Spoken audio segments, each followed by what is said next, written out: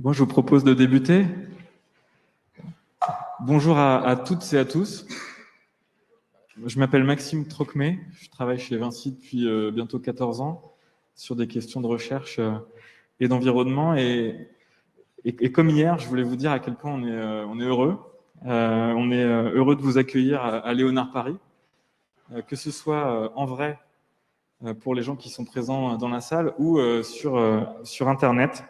Je voulais remercier les organisateurs de Building Beyond de s'être notamment adaptés en temps réel aux contraintes Covid. Je voulais rappeler, à la demande de Mathieu, que Building Beyond, c'est une trentaine de conférences. L'objectif de ces conférences, c'est de venir débattre, cette fois-ci, cette année, du futur des métiers, des villes et des territoires. Et donc, ces 30 conférences réuniront une trentaine de speakers. Je vous invite à regarder le programme sur le site internet buildingbeyond.fr, site sur lequel vous pourrez également vous inscrire aux conférences qui vous intéressent le plus. Très heureux également parce que c'est la deuxième conférence physique qu'on organise sous les couleurs du Lab Recherche Environnement. Je voulais rappeler que le Lab Recherche Environnement, c'est un partenariat de recherche entre Vinci et ParisTech. C'est un partenariat de mécénat scientifique, c'est-à-dire que les travaux qui sont produits par les chercheurs dans le cadre du lab sont accessibles à tous les acteurs de la ville. Et ces travaux, ils concernent 3 grandes thématiques: l'efficacité énergétique des bâtiments, avec l'école des mines, également les questions d'analyse de cycle de vie des bâtiments qui seront abordées aujourd'hui par Myriam Sadeh de l'IFSTAR. Les travaux concernent également la mobilité durable et les questions liées à la biodiversité. Donc la mobilité, c'est l'école des ponts, et la biodiversité, c'est AgroParisTech. Pour ceux qui n'étaient pas là hier, j'aimerais également vous présenter une nouvelle venue dans l'équipe du Lab, donc Rosa Vicari, qui est installée ici au premier rang. Je voulais à la fois la remercier pour la préparation de tous les événements qu'on organise dans le cadre de Building Beyond, mais également la remercier pour tout le travail qu'elle a déjà fait sur la diffusion et la valorisation de nos travaux, et notamment à travers tout le contenu éditorial qui est largement publié sur notre site internet que je vous invite à parcourir, et sur notre communauté LinkedIn que je vous invite à suivre. D'ailleurs, vous êtes de plus en plus nombreux à la suivre, et c'est une bonne nouvelle pour nous. Je suis très heureux également de voir la mobilisation autour de nos sujets. En tout, il y a 200 personnes qui se sont inscrites à cet événement sur l'économie circulaire. Et bien sûr, le plus important aujourd'hui, très heureux parce qu'on a un panel d'intervenants qui est exceptionnel. Exceptionnel en particulier, et je pense que c'est vraiment le point moi, qui m'a marqué en préparant l'événement avec vous, exceptionnel par votre engagement sur ces différents sujets. Et donc, sur les sujets liés à l'économie circulaire, on va le voir à travers notamment les présentations de Benoît et d'Héloïse. Les chiffres qui vont vous être présentés, ils donnent le tournis. On voit que le poids du BTP est vraiment considérable, notamment dans les questions de production de déchets. La bonne nouvelle, c'est qu'on a déjà une grande quantité de ces déchets qui est valorisée. Et puis, on assiste à un foisonnement d'initiatives portées par des acteurs publics qui seront présents autour de la table, et également par des acteurs privés, favorisant l'émergence de nouvelles filières et de nouveaux modes de valorisation des déchets. Aujourd'hui, on va du coup explorer ce sujet à travers des exemples variés, comme notamment Héloïse, qui porte la ressourcerie du BTP, qui est un projet entrepreneurial, voire intrapreneurial. Enfin, elle va vous expliquer en quoi ça consiste. Elle travaille sur le réemploi dans le bâtiment. Les collectivités également, les collectivités locales qui font face aux attentes grandissantes de leur population. Et donc, on remercie Justine Emringer de Pleine Commune qui va venir nous présenter, qui vient nous présenter sa démarche sur le métabolisme urbain. Et enfin, on aura Myriam Sadeh de l'Institut Gustave Eiffel, je crois qu'on dit ça maintenant,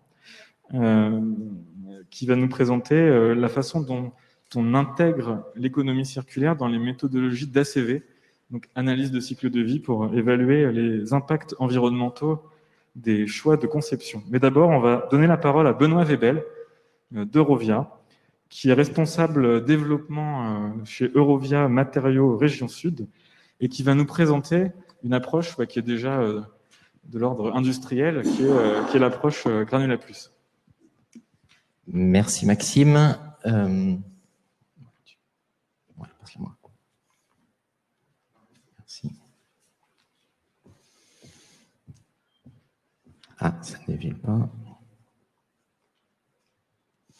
Bien, donc, moi je travaille chez Eurovia et je vais vous présenter l'intérêt en fait de l'économie circulaire dans nos métiers et ce que ça a permis d'initier comme nouvelles activités et nouveaux business sur nos marchés.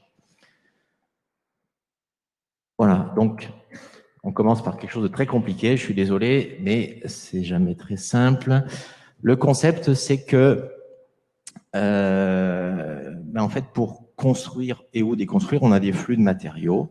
Et donc, les chiffres que vous avez ici essayent d'appréhender les flux de ces matériaux. Donc, quand on part de la déconstruction, on a des matériaux pour les 36 millions de tonnes qui partent en stockage définitif. Donc, c'est des matériaux qui vont dans des décharges. Vous avez 51 millions de tonnes de matériaux qui sont réemployés directement sur les chantiers. Vous avez 65 millions de tonnes de matériaux qui partent sur des plateformes ou des carrières pour être recyclés. 32 millions de tonnes de matériaux qui vont dans des carrières pour être valorisés dans le cadre du réaménagement de ces carrières. Et puis 43 millions de tonnes de matériaux qui vont être soit stockés dans des installations de stockage, soit recyclés, soit malheureusement parfois perdus dans le cadre de décharges sauvages ou de dépôts illégaux. Voilà. Et parallèlement à ça, on a une demande qui est liée à la construction, donc qui est fournie donc toujours par ces 51 millions de tonnes de réemploi, mais également par des matériaux naturels, 323 millions de tonnes qui viennent des carrières, 6 millions de tonnes qui viennent du recyclage de coproduits industriels et 65 millions de tonnes qui viennent de carrières qui recyclent ou plateformes de recyclage. Voilà, donc schéma un petit peu compliqué, mais qui illustre assez bien les flux des matériaux aujourd'hui en France. Donc, le besoin total en France, il est 445 millions de tonnes. Ça, c'est les chiffres 2018. C'est-à-dire 6,7 tonnes par an par habitant. J'ai voulu vous donner ces chiffres un peu compliqués parce que ça met en lumière, par rapport aux autres matériaux, l'importance des granulats et de leurs usages. C'est 2 fois plus que le pétrole, qui est de 3,5 tonnes par an par habitant, et 20 fois plus que le bois.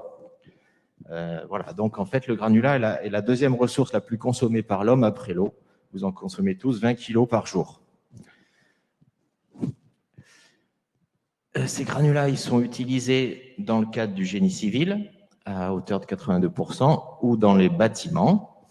Et puis, si on raisonne par nature d'emploi, 27% dans les bétons hydrauliques. Donc, une partie de ces bétons sont pour le bâtiment et une autre partie pour le génie civil. Et puis les autres emplois d'aménagement, etc.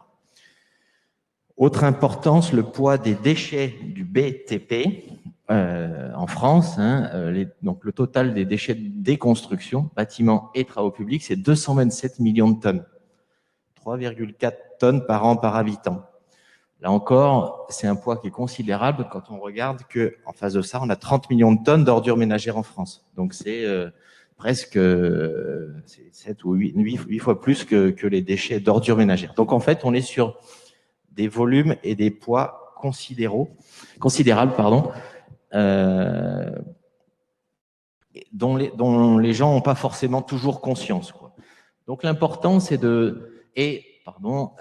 quand on dissocie, on a 19% des déchets de la déconstruction qui sont issus des bâtiments et 80% qui viennent plutôt des travaux publics, donc plutôt du sol.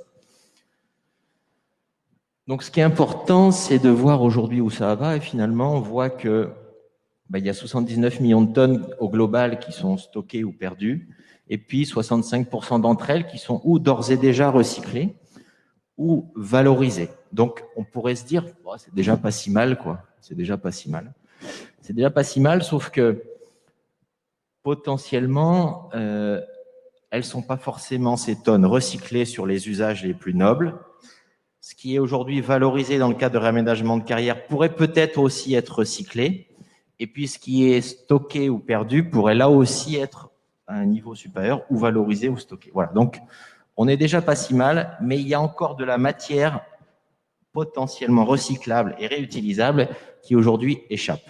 Et forcément, chaque fois qu'on va recycler et réutiliser de la matière, c'est autant de capacités de stockage libérées pour d'autres déchets qui, eux, ne pourraient pas être recyclés. Et c'est autant de ressources naturelles qui n'est pas consommées. Donc voilà. Et donc vous avez vu qu'on est sur des chiffres très importants. Donc moi, je travaille chez Eurovia. Eurovia est un acteur très important donc, du groupe Vinci dans les travaux routiers, dans la production de matériaux. Et l'économie circulaire est quelque chose de très important pour Eurovia, à voir où on peut se positionner dans l'échelle de traitement des déchets, depuis réduire, réutiliser, recycler ou valoriser. Dans les travaux routiers, vous avez Eurovia a lancé l'an dernier la route 100% recyclée. Donc là, on est vraiment dans réutiliser directement sur le chantier et donc pouvoir réduire le besoin de matériaux, ou peut recycler dans le cadre des postes d'enrobage, dans le recyclage des fraisades enrobées pour réincorporer dans les postes. Et sur la partie matériaux, on est déjà depuis pas mal d'années dans la notion de réduire, puisque il y a de nombreuses années de ça, quand on produisait des matériaux, on gardait le bon et on jetait le difficile à traiter, ce qu'on appelait les stériles. Bon, depuis déjà une vingtaine d'années, la plupart des carrières aujourd'hui ont développé des systèmes pour recycler leurs stériles, revaloriser leurs stériles et pour valoriser toute la matière granulaire qu'il y a dans les carrières. On utilise aussi les carrières pour valoriser les terres ou les matériaux qui sont pas forcément aujourd'hui recyclables, pour faire des aménagements agricoles, écologiques, de loisirs ou industriels. Et puis après, il y a la notion de recyclage, d'économie circulaire, pour essayer d'être un peu plus haut dans la gamme du recyclage. Et donc, la marque économie circulaire de notre groupe, c'est la marque Granula Plus. La qualité engagée, c'est la signature que nous avons depuis cette année, que je vais vous décrire, parce qu'il se trouve que j'anime aussi le groupe national de Granula Plus, cette marque, qui a été créée dans le sud de la France, région d'où je viens, et dont je vous reparlerai un peu plus dans le détail pour des illustrations concrètes. Donc, Granula Plus, voilà, notre engagement du groupe Eurovia Pôle Matériaux, qui aujourd'hui vend un peu plus de 50 millions de tonnes par an en France, chez Eurovia, donc se positionne parmi les leaders dans ce domaine-là. C'est d'abord, évidemment, les ressources naturelles ne sont pas infinies, donc il faut s'engager pour éviter de trop les consommer. Et donc, notre solution circulaire, c'est Granula Plus. Et notre force, surtout, c'est de s'appuyer sur un large réseau existant de nos carrières. Finalement, on a en France plus de 220 carrières et on a créé en plus de ça 100 plateformes de recyclage. Donc, ce qui fait qu'on a un réseau qui, à moins de 50 km de chez vous, vous avez un site d'Eurovia. Et les sites d'Eurovia, ils s'engagent dans la démarche Granula Plus. Même les carrières, aujourd'hui, accueillent des déchets et recyclent des matériaux et commercialisent des granulats recyclés. Ce qui fait que Eurovia, aujourd'hui, commercialise plus de 7 millions de tonnes par an de granulats recyclés, ce qui le positionne aussi Eurovia en tant que leader dans ce domaine-là en France. Mais depuis quelques temps, on s'est rendu compte que, au début, en fait, on est parti par recycler ce qui était à peu près facile. Et puis, de plus en plus, on va chercher dans les différents métiers de la construction les matières, y compris là où c'est pas évident d'aller les trouver, les trier et pouvoir les recycler. Donc, en fait, chez Granula Plus, on a 8 filières de déchets qui peuvent être acceptés sur nos plateformes. Les déchets de déconstruction inertes, les terres, les sédiments de dragage, les mâchefers d'incinération d'ordures ménagères, les déchets de bâtiments, les déchets d'enrobés, les déchets des industries, les déchets minéraux des industries, et les déchets ferroviaires, essentiellement ballast et traverses en béton. Donc voilà, aujourd'hui, on s'intéresse à ces 8 filières, là où on peut trouver de la matière à recycler. Et l'objectif, c'est derrière, c'est de faire des produits de qualité pour réussir à les commercialiser et leur donner la même noblesse que les matériaux naturels pour pouvoir en vendre encore plus que ce qu'on fait aujourd'hui, pour pouvoir, si vous vous rappelez du schéma de tout à l'heure, éviter les stockages et avoir une proportion plus importante de granulats recyclés dans tout l'acte de construire. Et puis, je vais vous donner un autre exemple donc, qui vient de la région dont je viens, qui est la région Provence-Alpes-Côte d'Azur, où on a donné naissance à notre petit bébé qui s'appelle Mathilde. Mathilde est née, en fait, avec notre marque Granula Plus, on suivait le plan régional de prévention et de gestion des déchets qui a été instruit en région PACA à partir de 2017. Et le constat, c'est que les déchets de bâtiments étaient assez peu, voire quasiment pas valorisés dans notre région. Ça représente presque 2 millions de tonnes par an. Ils sont dans la plupart des cas stockés dans des décharges, donc stockés alors qu'il y avait encore de la matière recyclable, et stockés en prenant la place des ordures ménagères, sachant que les capacités de stockage d'ordures ménagères dans notre région, c'est un vrai sujet de tension. En plus, si vous regardez un petit peu la presse ou la télé, ou vous regardez la télévision, vous voyez qu'on a un vrai fléau de dépôts sauvages et de décharges illégales dans la région PACA, notamment dans le Var. Ça fait l'objet de pas mal d'actions. Tous les paysages sont assez dégradés par tous ces dépôts. Et puis finalement, il y a aujourd'hui pas ou peu d'offres de services qui sont présentes. Les acteurs du déchet n'ont pas réussi à trouver de modèle économique. Le tri sur les chantiers, malheureusement, il n'est pas encore très très développé. Notre culture méditerranéenne n'est pas forcément favorable à ça. Et puis, ouvrir des sites estampillés déchets, c'est pas toujours facile, quoi. Donc, il vaut mieux le faire sur des sites qui sont déjà anthropisés, comme peuvent l'être, par exemple, nos carrières ou nos plateformes existantes de recyclage du travaux public. Et puis, la région, la partie administrative de la région Sud-PACA avait une vraie volonté de rupture parce qu'elle était souvent pointée du doigt comme le vilain petit canard de France. Donc, elle a une vraie volonté d'accompagner l'économie circulaire et les acteurs de l'économie circulaire. Donc, ça a été pour nous une opportunité de développer une nouvelle offre. Alors, pourquoi nous? Parce qu'en région PACA, on est aussi les leaders dans le granulat. On vend plus de 8 millions de tonnes de granulats. Et on est déjà dans le cadre du recyclage des granulats, des déchets du TP.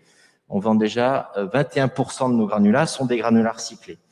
Donc là, si on le met en face des chiffres français, où on est plutôt à 9%, on est un acteur important. Et on capte aussi d'ores et déjà dans les déchets inertes des travaux publics 3 300 000 tonnes de déchets à travers nos plateformes. Donc on a déjà tout un réseau opérationnel et en place pour capter les déchets, trier les déchets et recycler les déchets. Mais jusqu'à présent, on était sur des déchets inertes et avec une proportion d'indésirables assez faible, donc relativement facile à trier. Je vais un peu vite. Non. Donc, notre découverte, c'est de dire, voilà, finalement, on est sur des métiers complémentaires, on a une infrastructure existante importante, on a un large réseau, tout ça, ça se fait sur 40 sites en région PACA, donc on a un réseau qui est vraiment très bien implanté, et on s'est dit, finalement, pour construire demain, on va pas vendre plus de granulats. C'est quoi notre relais de croissance pour créer de nouveaux business? C'est d'aller trouver des nouveaux granulats, faire des nouveaux granulats et aller chercher des nouvelles ressources. Et ces nouvelles ressources, elles sont plus tellement dans le TP où le recyclage, il est déjà pas mal fait. Elles sont plutôt dans le bâtiment où là, on a de la ressource minérale qui est souvent extrêmement mélangée, donc assez difficile à trier et à enlever. Mais il y a des quantités relativement importante. Donc, du coup, on a créé notre société Mathil, qui veut dire Matériaux, Innovation, Logistique, Déchets, pour offrir un service supplémentaire aux chantiers de construction qui n'ont pas la capacité à trier sur place. Ça, c'est très important parce que, j'insiste, si on peut trier sur place ou déconstruire proprement, c'est mieux, mais on n'a pas toujours la capacité. Donc, nous, notre offre, elle est là, avec d'abord pour objectif de capter les déchets à travers l'implantation d'un réseau de déchetterie professionnelle sur nos sites existants, lancer une offre de collecte sur chantier complémentaire, ensuite trier ces déchets, c'est vraiment notre objectif, c'est de récupérer la matière, la ressource secondaire minérale, et puis ensuite, en fait, on s'est rendu compte aussi qu'en triant correctement les matières minérales, on trie aussi correctement les autres matières, ce qui fait que derrière, on a des terres très propres. Donc, on a créé une filière qui s'appelle Mater, où les terres sont utilisées, notamment en agriculture. On a du béton, du bois, des granulars recyclés, du bois. Notre objectif, c'est d'en incorporer le plus possible dans le béton. Donc, c'est vrai que la démarche Rossi-Béton nous aide dans ces démarches-là. Idem pour les plastiques, où on est dans un groupe qui fait de l'enrobé. On a des projets à regarder si on peut pas, quand ils sont très bien traités, isolés, triés, recycler des plastiques dans les enrobés ou pourquoi pas du béton. Aussi, quand on trie des plastiques, on peut les broyer, fabriquer ce qu'on appelle du CSR, un combustible solide de récupération. Et il se trouve que dans le groupe Eurovia, on a aussi des unités industrielles qui ont besoin de chaleur. Et donc, on pourrait, en bouclant la boucle, utiliser les déchets plastiques, par exemple, broyés en forme de CSR pour alimenter nos usines industrielles. Bon, puis après, il y a des métaux, mais là, les filières sont déjà assez bien organisées. Donc, rapidement, je voulais juste illustrer l'intérêt de créer des nouvelles activités par le biais du prisme de l'économie circulaire. En 2 ans, notre société Mathilde a fait déjà un chiffre d'affaires de 10 millions d'euros avec 45 salariés, avec 5 déchetteries professionnelles, un 4 dans les Bouches-du-Rhône et une dans le Var, un centre de tri dans les Bouches-du-Rhône et une installation de maturation de mâche-fer. Et l'objectif, c'est que d'ici 2003, on multiplie par 4 notre chiffre d'affaires, on passe à 120 salariés pour avoir 22 déchetteries professionnelles, 6 centres de tri. Le modèle, c'est en gros 4 à 5 déchetteries professionnelles qui alimentent un centre de tri. Et puis, pour aller encore plus loin, on veut retrier certains déchets pour aller toujours plus loin dans le tri. Voilà, notre objectif, c'est 0 stockage et 100% recyclage. Donc, si je fais le bilan de tout ça, c'est que on a une activité qui devient en lien avec l'actualité et les aspirations d'aujourd'hui, ce qui n'était pas forcément le cas de notre métier originel d'exploitation de ressources naturelles. Hein. On apporte un service à nos clients, un service qui est beaucoup plus responsable que ce qu'on pouvait faire peut-être auparavant. On est vraiment dans la rupture par rapport à notre ancien modèle. Et finalement, ce qui est très important, c'est que le business de Mathilde, il s'appuie aussi sur notre business historique. C'est-à-dire qu'on ne part pas de zéro. On vient upgrader un peu notre métier historique et apporter quelque chose de supplémentaire. Voilà.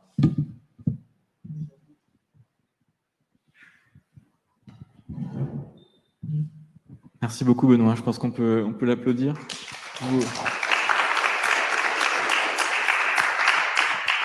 Je vous propose de grouper les questions entre les présentations de Benoît et d'Héloïse et du coup de directement donner la parole à Héloïse pour qu'elle nous présente son projet. Benoît va te faire passer la zapette. Bonjour à tous et à toutes. Donc, je m'appelle Héloïse. Je suis embauchée par Vinci depuis décembre 2019 pour m'intéresser à la problématique du réemploi des matériaux dans le bâtiment. Je fais partie du parcours intrapreneuriat. Donc, pour vous expliquer rapidement, c'est un parcours qui permet aux salariés du groupe de développer une nouvelle offre, de confronter les idées au marché et aux besoins des clients. Et si on arrive à convaincre suffisamment et à trouver un sponsor pour nous financer, on fait partie d'un programme qui nous amène à créer de nouvelles activités. Et donc, moi, ça fait 1 an que je porte ce projet et je suis en phase de financement. Donc, ce que je vous présente aujourd'hui, c'est un peu le constat de départ qui m'a amené à créer cette activité, ce que je propose aujourd'hui, les premiers résultats des chantiers et ce que ça veut dire pour les métiers de demain. Alors, donc aujourd'hui, comme vous l'avez très bien dit, le bâtiment, ça représente 19% des déchets du BTP. Donc, dans l'ensemble, ça représente 46 millions de tonnes.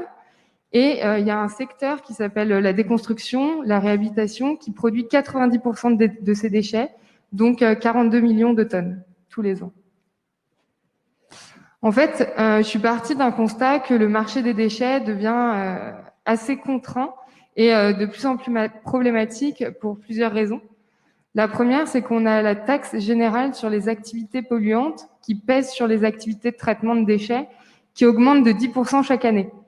Donc en fait, pour nos chantiers, le coût de traitement des déchets devient un poste de plus en plus important et ça va s'intensifier dans le temps. On a un deuxième sujet qui est la diminution des capacités d'enfouissement de certains matériaux qui sont les déchets non inertes, non dangereux, qui sont notamment les matériaux que moi je vise via mon activité. Et on a une loi de 2015 qui nous dit qu'en 2025, il va falloir réduire par 2 la quantité enfouie de ces matériaux par rapport à 2010. En fait, il y a un effort drastique à faire sur ces matériaux, il y a un réel enjeu, et donc finalement de réelles réflexions à entamer pour pouvoir répondre à cette diminution des capacités d'enfouissement. Et enfin, on a des dispositions législatives qui nous incitent de plus en plus à réfléchir à l'économie circulaire et donc à penser aussi le déchet, à le remettre en question finalement en se disant est-ce que c'est vraiment un déchet ou est-ce que ça pourrait être encore quelque chose qui a de la valeur. Et c'est un peu moi mon combat ici chez Vinci. Et donc je dirais voilà, il y a ces incitations-là et puis il y a aussi finalement le constat de terrain du gaspillage qui est fait aujourd'hui dans le bâtiment et qui m'a amené à développer l'offre que je vais vous présenter. Alors, pour être très clair, le réemploi, ce sont des matériaux ou des produits qui ne sont pas des déchets et qui vont être utilisés de nouveau pour un usage identique à celui pour lequel ils ont été conçus. Je le dis ici pour être bien clair que le recyclage, c'est du déchet. Le réemploi, ça n'en est pas. Et donc, ce n'est pas les mêmes marchés, ce ne sont pas les mêmes lois. Donc, moi, je fais du réemploi. Alors, en fait, aujourd'hui, le réemploi, c'est quelque chose qui existe sur nos chantiers, mais il y a plusieurs problématiques. La première, c'est qu'on ne sait pas quels matériaux cibler. Donc, on ne sait pas définir un périmètre de matériaux qui vont pouvoir effectivement être réemployés. Il faut pouvoir aussi garantir une dépose propre, une dépose sélective pour garder les matériaux en bon état et les extraire du bâtiment. La vraie question, c'est quelle rentabilité derrière cette pratique. Parce qu'aujourd'hui, les maîtrises d'ouvrage, donc nos clients payent plus cher et finalement peinent à revendre des matériaux et à récupérer des bénéfices qui sont attendus. Donc aujourd'hui, ça coûte plus cher et c'est un frein important pour entamer cette lutte-là. Donc la vraie question, c'est comment on garantit que ce qui a été déposé est effectivement repris et effectivement réemployé, et aussi comment on assure la traçabilité du matériau pour le client, c'est-à-dire comment on peut prouver la dépose, la logistique, à qui on l'a vendu pour faire quoi, etc. Alors moi aujourd'hui, ce que je fais, c'est que j'accompagne les entreprises de déconstruction et notamment mon sponsor Neom qui fait du curage sélectif, enfin du curage de bâtiments. Quand il a en fait des appels d'offres, je vais regarder tous les éléments du bâtiment et on va définir un périmètre sur lesquels on s'engage à faire du réemploi.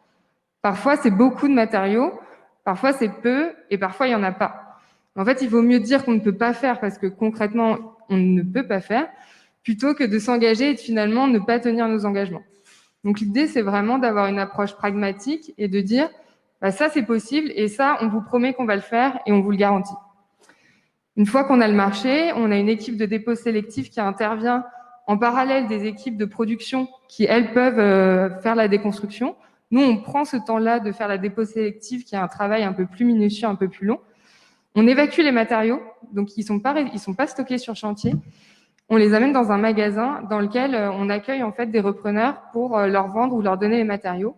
Et l'idée, c'est de pouvoir être rentable sur la chaîne en global. Donc sur certains matériaux, on est rentable, sur d'autres non, mais il faut qu'on soit à l'équilibre finalement sur l'ensemble de la chaîne. Aujourd'hui, la grosse différence de cette offre-là, c'est le fait d'évacuer les matériaux, alors qu'aujourd'hui, les repreneurs doivent venir sur chantier, ce qui est un problème en termes de sécurité, d'impact planning, et le chantier n'est pas un lieu de vente de matériaux. Et en fait, j'ai un outil digital qui me permet 3 choses, de chiffrer les opérations, d'automatiser toute la traçabilité et de rendre visibles les matériaux disponibles dans le magasin. En fait, la grosse différence de cette offre, c'est l'engagement de reprise. C'est le fait de dire, on vous promet que ces matériaux-là, on va les évacuer et qu'on va trouver un repreneur. Et le fait qu'on propose en fait cette offre au même prix que si les matériaux avaient été jetés. En fait, on fait le pari que tous les coûts supplémentaires de dépose sélectif, de transport qu'on va prendre à notre charge, on va pouvoir les combler avec la revente des matériaux. Et ça, c'est très important parce que ça permet de faire sauter le verrou financier de cette démarche-là et du coup d'agir un peu comme un acteur proactif pour qu'il y ait moins de gaspillage sur les chantiers. Donc là, c'est un chantier test que j'ai fait donc avec mon sponsor Neom. On a récupéré 500 éléments. Là, je vous ai juste mis un petit détail de comment ça se passe. Donc, on inventorie les matériaux, on les dépose, on les stocke, on les trie, on les nettoie, on les évacue, et puis après on recherche des repreneurs, on fait des lots et on les vend. Donc finalement, quelque chose d'assez simple sur le papier. Et là, c'en est un deuxième où en fait là, je cherchais de la moquette pour un client final de Vinci qui avait une demande de moquette de réemploi dans son marché. Et donc là, je suis allée sur un autre chantier du groupe chez Cardem, déposer de la moquette, la nettoyer, la conditionner et l'évacuer. Et ça, je l'ai fait en partenariat avec une entreprise d'insertion qui s'appelle Ares, parce qu'il y a une grosse volonté sur ce projet de créer, via l'économie circulaire, des nouveaux parcours d'insertion et donc des nouveaux emplois pour vraiment mettre cette dimension sociale dans l'activité qui est pour moi très liée à l'économie circulaire. Pour vous donner une idée, sur ces deux chantiers en tout, ça fait 45 tonnes de déchets à éviter. Ça fait 16 employés en insertion mobilisés. En un mois, là, j'ai revendu 50% de tous les matériaux que j'ai revendus et je suis à l'équilibre économique. Et donc, finalement, ce qu'il faut comprendre, c'est qu'aujourd'hui, c'est des choses qu'on aurait payées pour jeter. Alors que là, on les récupère et finalement, on arrive à être rentable en leur redonnant de la valeur. Donc, c'est vraiment un changement de mentalité par rapport à ce qui existe dans le bâtiment et qui montre que ça peut être vraiment pertinent de se dire non, ce gisement-là, je vais lui donner une seconde vie. Et en fait, cette offre de magasin, l'objectif, c'est vraiment de proposer à toutes les personnes du groupe de pouvoir proposer des matériaux qui peuvent avoir une seconde vie. Ça peut être n'importe quel matériau sur les chantiers qui ont déjà été déposés, mais c'est aussi tout ce qui va être neuf, parce que en fait, quand on fait des commandes, parfois il y a des surplus de commandes. On n'a pas utilisé toute la palette de ce qu'on a acheté, ou il y a des erreurs. Et finalement, ça aujourd'hui, quand ça part à la benne, c'est inadmissible. C'est plus acceptable. Donc l'idée, c'est vraiment de pouvoir dire non, donnez-les nous on va leur retrouver une seconde vie et voilà, on va s'occuper de ça. Surtout, ne jetez pas le neuf. Alors ça a l'air simple quand je vous en parle comme ça, mais il y a beaucoup de sujets en fait pour que ça marche vraiment de manière industrielle, et j'espère que dans quelques années on pourra faire une présentation plus industrielle. Il y a la question de la réassurance, de la regarantie des matériaux. C'est comment techniquement on garantit qu'ils fonctionnent, et puis après comment on les intègre dans des bâtiments et les assurances prennent en charge le fait que ce matériau est un matériau réemployé. Il y a un vrai enjeu sur en fait le chiffrage. On connaît mal le coût du réemploi des matériaux, et donc en fait ce que je fais, c'est de la chrono-analyse. Donc très concrètement, je suis toutes les opérations et je chrono-analyse toutes les étapes pour pouvoir avoir une idée. Aujourd'hui, ça me coûte combien de réemployer des radiateurs, des moquettes, etc. Sachant que je fais que des éléments de second œuvre, c'est vrai que je l'ai pas dit, que ce qui est à l'intérieur des bâtiments à curer. Et puis, il y a un vrai travail, on en parlait avec Justine, d'accompagner le développement du marché. Parce que quand on fait de l'économie circulaire, on n'est pas seul, on est en lien avec plein d'autres acteurs qui comblent d'autres briques de sa chaîne de valeur. Et finalement, il y a un vrai travail de coordination et d'équipe finalement à mettre en place pour que du côté appel d'offres, il y ait des demandes de réemploi de matériaux et qu'il y ait des personnes pour en acheter et donner un exutoire à ces matériaux. Et donc, j'avais fini par une petite slide sur quels sont les nouveaux métiers, finalement, dans l'économie circulaire, dans le bâtiment. Alors, on va voir tout ce qui est assistant à maîtrise d'ouvrage, donc au niveau des clients, pour intégrer des clauses de réemploi dans les cahiers des charges de déconstruction, mais de neuf aussi. Les diagnostiqueurs déchets, matériaux, ressources, qui sont en fait les personnes qui font les inventaires de tout ce qui va sortir, tous les flux qui vont sortir lors de la déconstruction, et qui vont les classer en disant alors ça c'est du déchet, ça va vers ça, le réemploi peut-être ça peut aller vers cette filière, etc.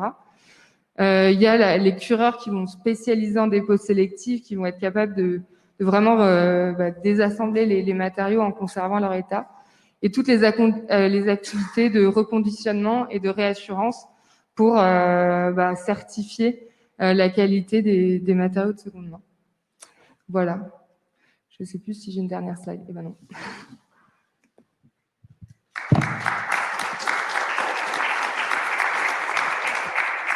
Merci beaucoup à ce stade. On va peut-être prendre une ou deux questions. Alors, c'est toujours très compliqué la première question en salle, d'autant plus que la personne qui souhaite poser une question doit venir au premier rang au niveau du micro qui est en train de désinfecter Camille. Je me doutais un peu que ça arriverait, donc j'ai une question issue d'Internet. D'ailleurs, j'invite les personnes qui nous regardent en ligne à également nous poser leurs questions. Une question d'Alexis Murga de l'entreprise Decra. Pour Héloïse, quel est le matériau réemployé lors de ton premier chantier? Parce que tu as parlé des moquettes, mais c'était moins évident peut-être pour le premier. Ouais. Alors aujourd'hui, donc dans ceux que j'ai déjà fait, j'ai luminaires, panneaux acoustiques, radiateurs et moquettes. Et après, ce que je vise en plus, c'est les faux plafonds, les cloisons vitrées et tout ce qui est éléments sanitaires. C'est ce que je fais de manière plus ou moins automatique. Mais après, il faut vraiment comprendre que ça dépend des projets et que si j'arrive devant un bâtiment, là j'en ai un où je récupère quasiment 80% du bâtiment, parce qu'en fait, quasiment tout est neuf. Donc, si je peux le faire et que je pense que ça a un intérêt et que je trouverai quelqu'un pour le reprendre, je vise large. Voilà. Et pour toi, un projet, c'est quoi? C'est un projet de déconstruction ou c'est un projet, quelque part, de construction qui cherche un gisement? Bah, là, par exemple, ce matin, j'étais sur un projet de déconstruction de Neom avec une entreprise de construction pour voir les éléments qu'on a déposés pour les mettre dans un projet en conception. Donc en fait, on travaille vraiment des deux côtés. Maintenant, bien sûr, les maîtres d'ouvrage ont plus envie de donner leurs matériaux pour trouver des repreneurs plutôt que de faire l'effort de les intégrer dans des bâtiments neufs. Mais les deux existent et je travaille avec les deux marchés finalement. J'ai une question pour Benoît sur Mathilde. Qui sont tes clients? Et finalement, qu'est-ce que... Dans Mathilde, il y a la notion de logistique, là, dans le slogan. Est-ce que pour un chantier de déconstruction, il y a une réflexion qui est vraiment poussée sur la logistique, sur des nouveaux flux, peut-être des flux plus précis qu'on arriverait à mieux valoriser? Alors, par rapport à la logistique, notre démarche, souvent, elle est d'essayer de faire en sorte que les clients qui amènent, ou quand nous, on va chercher les déchets sur un chantier, qu'on les amène sur nos plateformes, on puisse relivrer des matériaux sur le chantier avec, dans l'idéal, le même camion. Dans le cadre de Mathilde, on a majoritairement des camions multibennes. Là, c'est un petit peu plus délicat. Et puis, il se pose aussi souvent la question de la temporalité. On n'est pas dans le même moment par rapport au chantier. Et puis, comme je disais tout à l'heure aussi, on se positionne, nous, quand en fait, on n'a pas forcément beaucoup de place sur le chantier pour traiter. Donc, on n'a pas forcément non plus beaucoup de place pour accueillir et stocker des matériaux. Ceci dit, logistique veut aussi dire que par rapport à nos implantations, nos différents flux, en fait, on organise des boucles par rapport à nos camions pour aller prendre des matériaux sur un chantier, aller sur une plateforme, livrer un autre chantier, récupérer des matériaux vers une autre plateforme, etc. pour en fait optimiser les flux logistiques et essayer de tourner le plus possible en charge sur nos camions, ce qui forcément permet d'économiser des émissions de NOx, CO2, etc. Et des coûts aussi sur la logistique pour les clients. Donc voilà ça. Et puis ensuite, sur un deuxième point, si on crée des plateformes dans les centres-villes, donc au plus près de là où on démolit, on déconstruit et on reconstruit, ben finalement on est vraiment en circuit court et on peut permettre d'éviter d'avoir des gros camions qui sortent et qui vont très loin. Et on capte avec des petits camions, pour la faire un peu courte, des petits camions, des flux très courts du chantier vers la plateforme. Et ensuite, on a un service logistique, nous, de gros camions qui va, en massifiant les produits sur des gros camions, aller vers les zones de traitement qui sont plutôt périurbaines. Quand tu parlais des déchets très mélangés issus des projets de bâtiments, en fait, vous arrivez à mieux trier ces mélanges, mais vous ne traitez pas encore le sujet, on va dire, logistique à la source, d'arriver à dissocier des flux. Nous, on est un peu quand on n'a pas pu faire tous les efforts, y compris ceux qu'a proposé Héloïse avant, ben nous, on récupère tout ce qui a été démoli, mélangé, et on met en place des machines pour reséparer tout ça, et forcément que c'est pas facile. Et en fait, tout ce que Héloïse essaye de récupérer, c'est ce qui nous arrange, parce que derrière, c'est ce qu'on a du mal à trier, et c'est ce qui pollue le plus, entre guillemets, les autres matériaux. Donc finalement, plus on déconstruira proprement, plus on aura un accès aussi plus facile aux matières minérales, que sont majoritairement le béton, la brique, les tuiles, etc. Donc c'est en fait très complémentaire. Une question d'Internet pour Héloïse. Les matériaux réemployés bénéficient-ils de FDES? Question de Nicolas Flamand.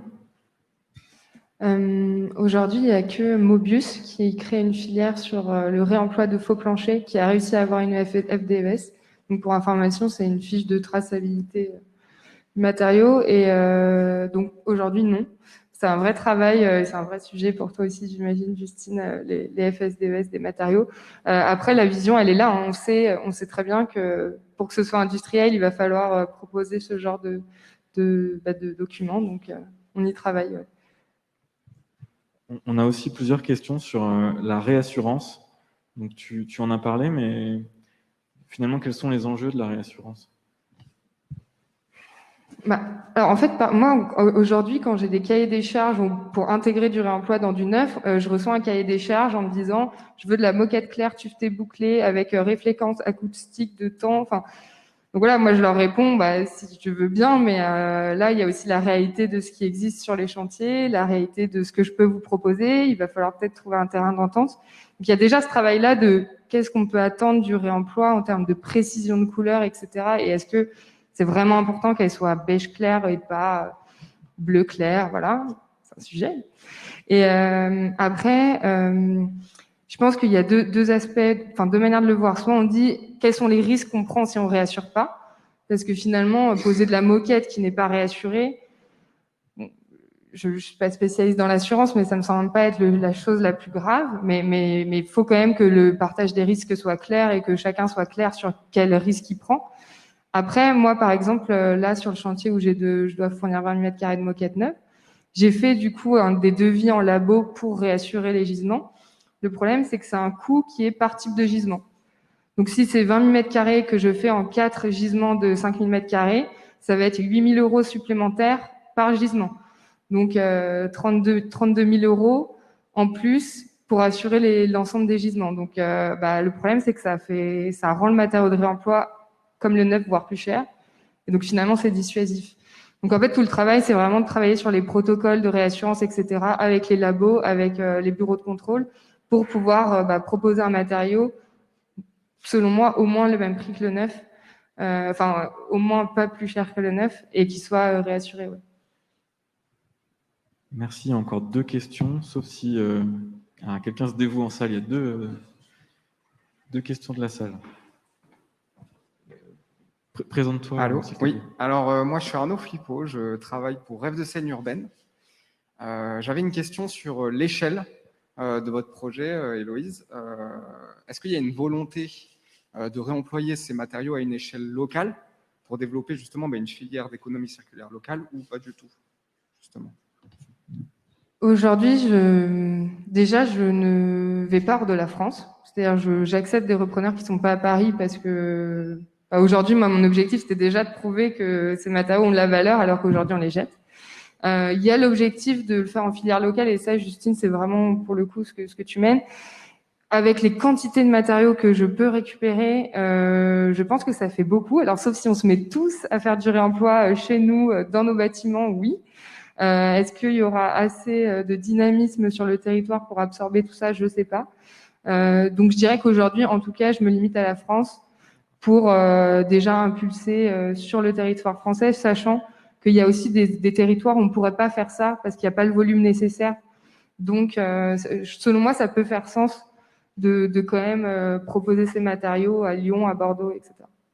Voilà. Merci beaucoup. Bonjour, Jérémy Berthaud. Donc moi, je suis partie de l'équipe Léonard et je suis en charge du programme d'accélération des intrapreneurs, dont la ressourcerie du BTP avec Héloïse. J'avais une question pour Benoît. Merci Benoît, ta présentation était très riche. Alors, je suis peut-être passé à côté de certains éléments, mais j'ai noté que tu disais que vous cherchez des relais de croissance et que la filière de revalorisation côté TP était déjà bien développée. Et ce qui n'était pas le cas pour la filière bâtiment. Et je voulais savoir du coup pourquoi, d'après toi, il y avait un déséquilibre entre ces deux filières en termes de développement et de revalorisation, et savoir concrètement dans les TP, qu'est-ce qu'on faisait du coup des granulats. Tu parlais des enrobés, mais est-ce qu'on fait aussi des bétons que deviennent donc ces matériaux issus du TP? Oui, alors l'origine de cet écart, il est peut-être un peu compliqué à analyser. Moi, ce qui me semble, c'est que dans le TP, le réemploi sur chantier, c'est assez évident, parce que quand on terrasse des cailloux et qu'on a besoin de cailloux, bon, c'est assez facile de les réemployer. Donc, il y a déjà un peu cette culture-là. Ensuite, et une culture qui est assez ancienne. Si on raisonne un peu depuis l'après-guerre, on a beaucoup construit, on s'est un peu étalé.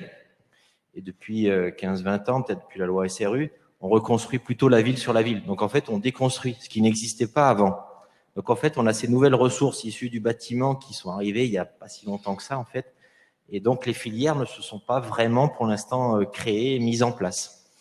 Et donc, le réflexe, c'était, je vais à la décharge, quoi, hein, tout simplement, quoi. Et tant qu'il y avait de la place, c'était le plus simple. Même si, et on voit que ce que disait Héloïse, la TGAP monte, et ça devient quand même très coûteux dans le prix de construction d'un ouvrage quand on intègre la déconstruction telle qu'elle est et qu'on va en décharge. Et puis forcément, l'économie circulaire, qui est quand même à la base plutôt du bon sens, fait que beaucoup de gens quand même se disent on peut pas laisser faire ça, quoi. Quand on regarde ce qui va dans les décharges, moi, ça fait partie de mon goût d'aller voir ce que les gens jetaient. C'est impressionnant, quoi. C'est impressionnant parce qu'on a l'impression que tout est triable, tout est recyclable. Donc après, il faut juste mettre en place les filières, les bonnes organisations pour pas gaspiller, quoi. C'est un peu le concept. Je ne sais pas si j'ai répondu à toutes tes questions. Où partaient les matériaux du coup issus du TP? Est-ce que par exemple, il y a une filière de réemploi pour les bétons, par exemple? Le béton, c'est un petit peu plus compliqué, sachant que le recyclage est assez simple, hein, pour la faire un peu courte. Assez simple parce que finalement, du béton, quand on le rebroie, ça fait du granulat. On est plus dans des problématiques normatives en France sur ces sujets-là, où on a un peu du mal. Alors, normative et d'adaptation des infrastructures, parce que les centrales à béton aujourd'hui ne sont pas forcément toutes, et il n'y en a pas tant que ça d'ailleurs, qui sont équipées pour incorporer des granulats recyclés. Donc, le projet Recy-Béton, qui a mis pas mal de temps pour aboutir à ses conclusions, est en train de débrider ces freins qu'il y avait un peu partout. Donc voilà, des projets naissent à différents endroits pour incorporer justement des graves de béton recyclé pour faire des nouveaux bétons, ce qui paraît tellement évident et qui en plus se fait quand même depuis pas mal d'années dans d'autres pays.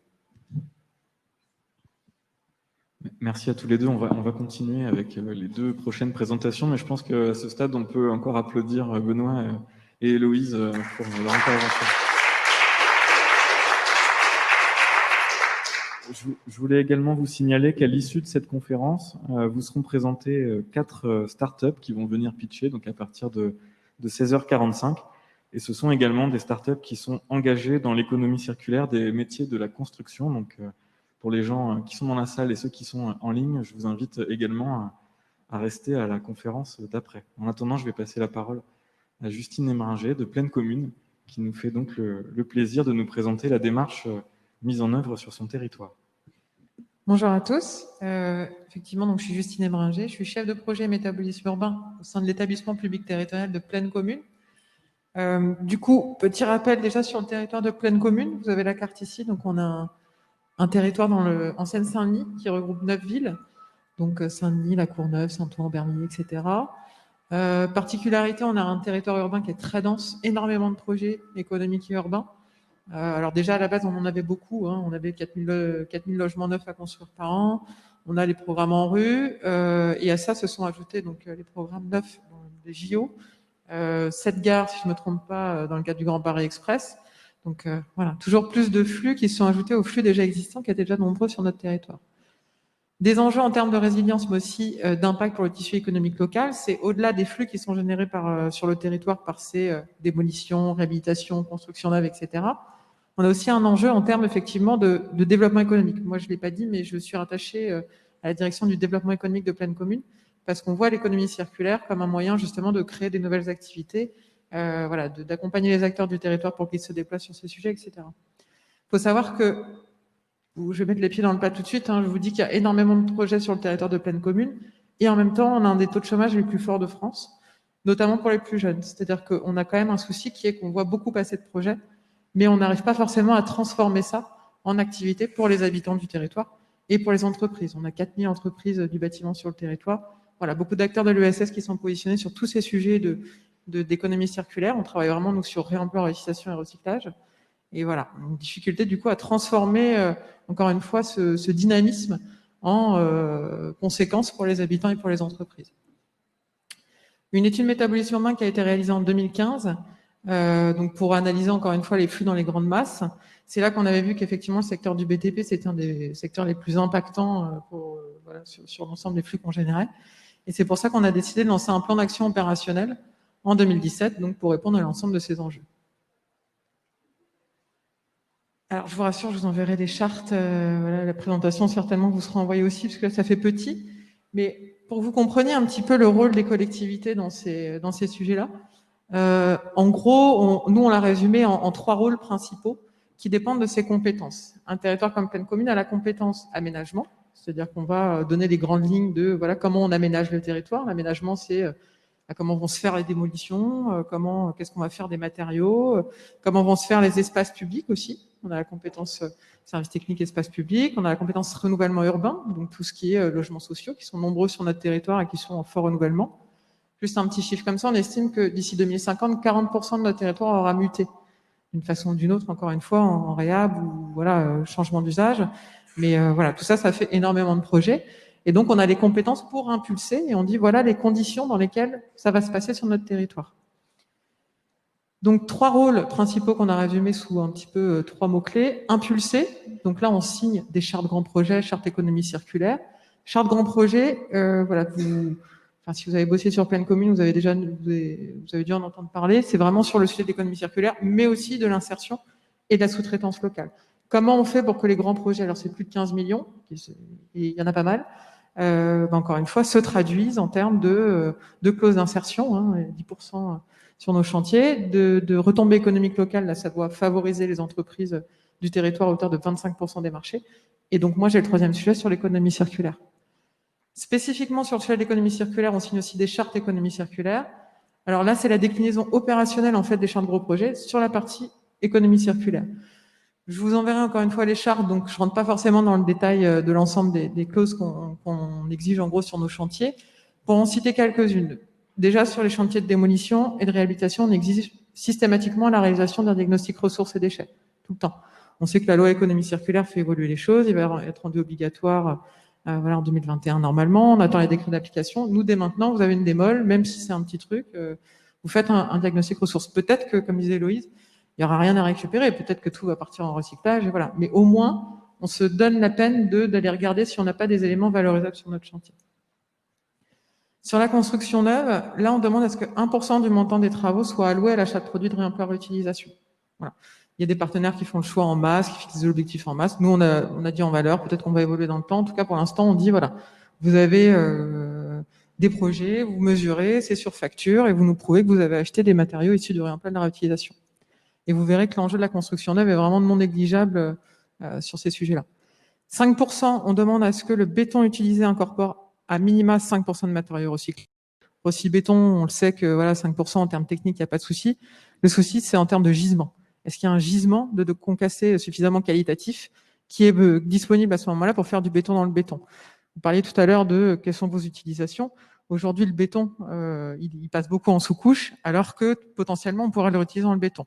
Mais ça veut dire qu'on l'a bien caractérisé, ça veut dire qu'on l'a pas mélangé avec autre chose, ça veut dire que voilà, c'est tout un process dont on n'a pas forcément l'habitude. Donc, en tout cas, nous, on demande maintenant systématiquement, à chaque fois que vous avez recours à du béton, et encore une fois, on construit beaucoup, donc il y a beaucoup de béton, 5% minimum de granulats recyclés dedans.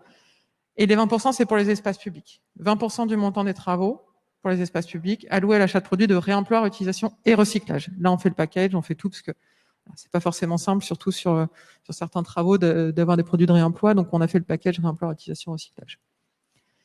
Une fois qu'on a dit ça, encore une fois, on a annoncé les grands principes. Nous, on travaille beaucoup avec les aménageurs, les bailleurs sociaux et les promoteurs. On est rarement en maîtrise d'ouvrage direct, sauf pour les espaces publics.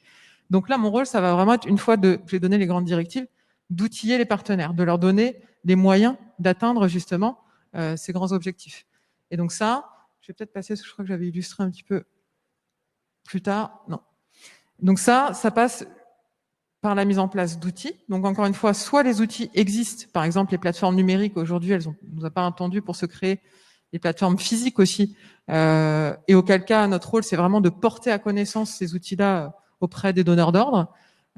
Soit on a aussi des formations pour les donneurs d'ordre. Donc on a fait une formation sur, par exemple, qu'est-ce qu'un diagnostic ressources, comment on le fait, comment il se coordonne avec un diagnostic déchets, etc. On met en place des annuaires d'acteurs aussi. Très souvent, on me dit oui, moi j'ai mon AMO-HQE, mais je suis pas sûr qu'il sache faire de l'économie circulaire. Oui, j'ai mon démolisseur avec lequel je passe tout le temps, ça se passe très bien, mais je suis pas sûr qu'il sache faire de la dépôt sélective. Donc nous, on réalise des annuaires, encore une fois, soit AMO, soit acteurs filières qui sont capables de déposer, de transformer, mais aussi de revendre des matériaux pour porter à connaissance de l'ensemble des acteurs justement ces filières-là. Donc une fois qu'on a impulsé, une fois qu'on a outillé, et c'est là où vraiment je pense qu'il y a un vrai changement de culture, notre mission c'est de suivre. Et vraiment j'insiste, c'est là qu'on fait, que mon plus gros boulot en fait se trouve. C'est vraiment de suivre les actions menées. Suivre, ça veut dire s'assurer que c'est bien mis en œuvre jusqu'au chantier. C'est-à-dire que c'est pas, voilà, on signe un truc ensemble, on signe une charte économie circulaire, vous venez faire votre bilan 5 ans après. Ça marche pas, ça. Ça, c'est sûr et certain. On l'a essayé on l'a essayé avant, ça ne marche pas. Donc là, l'enjeu, c'est vraiment d'être là aux réunions de chantier de manière régulière. Et pour ceux qui sont sur les chantiers, parfois c'est un peu surprenant parce que la collectivité n'est pas forcément autour de la table. Donc c'est un peu surprenant au début de nous voir autour de la table pour challenger un peu ce qui se fait en disant alors vous en êtes où sur la dépose, qu'est-ce que vous avez identifié comme filière, quels sont les acteurs qui vont vous aider, est-ce que vous allez faire une ressourcerie éphémère sur le site pour qu'on vienne chercher les matériaux, est-ce que vous allez déposer sur... Voilà, ils sont pas habitués clairement, donc au début c'est un petit peu perturbant on va dire, mais c'est la clé vraiment encore une fois de la mise en œuvre. Donc mon boulot c'est beaucoup d'aller aux réunions de chantier, c'est pas longtemps mais toutes les 2 semaines de faire un point sur encore une fois vous en êtes où, quels sont les freins, quelles sont les bonnes pratiques, etc. Et au-delà de ça aussi, de faire des bilans semestriels, où là, on réunit en fait tous les signataires des chartes économie circulaire, parce qu'on a un enjeu vraiment qui est de créer de l'émulation autour de ce qu'on fait, de créer une communauté de donneurs d'ordre qui échangent. Encore une fois, vous n'avez pas forcément, que ce soit les promoteurs, les aménageurs, n'ont pas forcément l'occasion de se rencontrer. Ils viennent malheureusement pas beaucoup aux réunions en général sur l'économie circulaire, parce que les opérationnels sont sur les chantiers, donc ont moins de temps. Donc à nous de créer justement ces conditions de rencontre pour échanger, pour dire voilà, moi j'ai réemployé ça s'est bien passé, je suis passé par tel acteur, ça par contre fais-le partir en recyclage, c'est pas possible, etc., etc. En conclusion, les défis pour généraliser l'économie circulaire sur nos chantiers.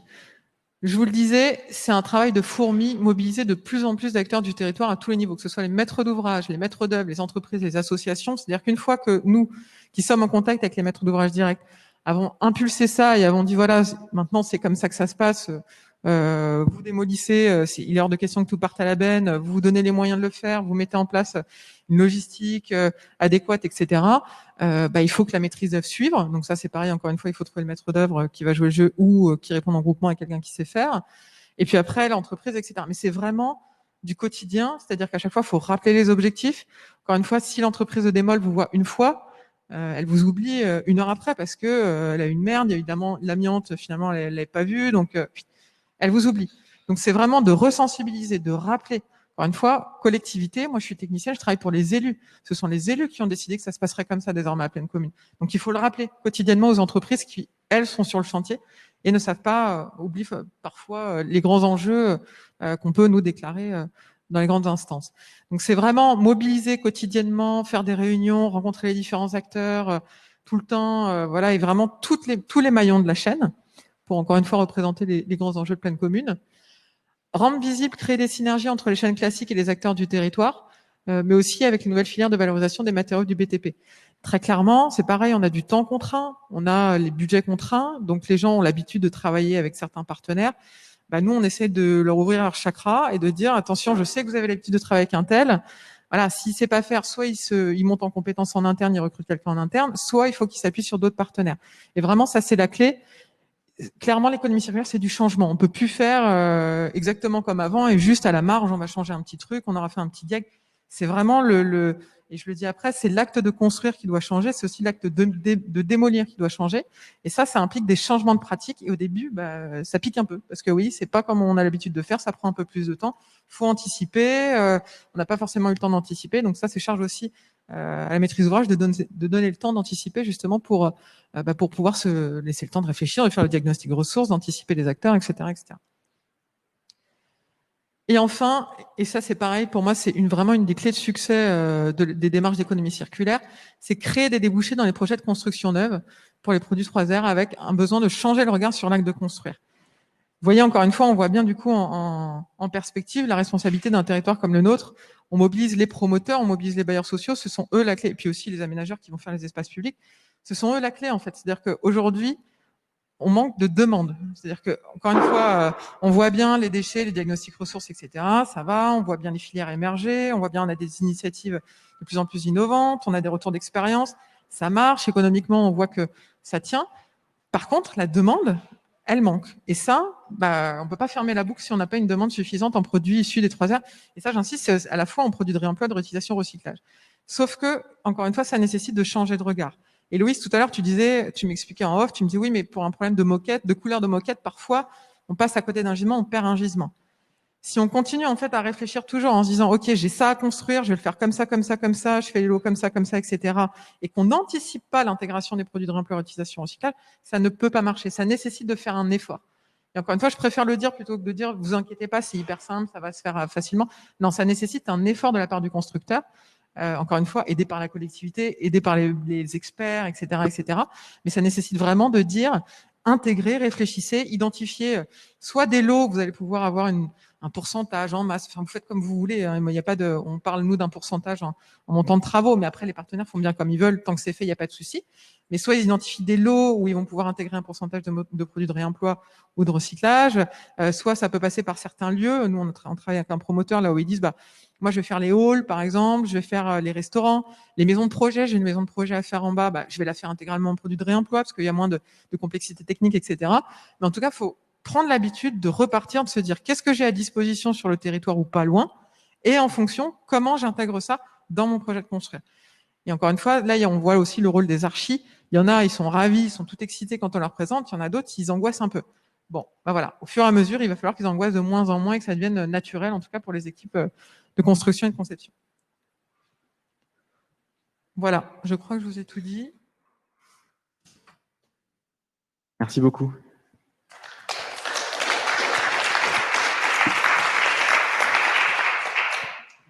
On va maintenant passer à la dernière intervention de cette conférence, la présentation de Myriam Sadé. Dans le cadre du lab, on a beaucoup travaillé sur les outils d'analyse de cycle de vie, en particulier au départ avec l'école des mines dans le bâtiment, puis avec l'école des ponts sur les aspects liés à la mobilité.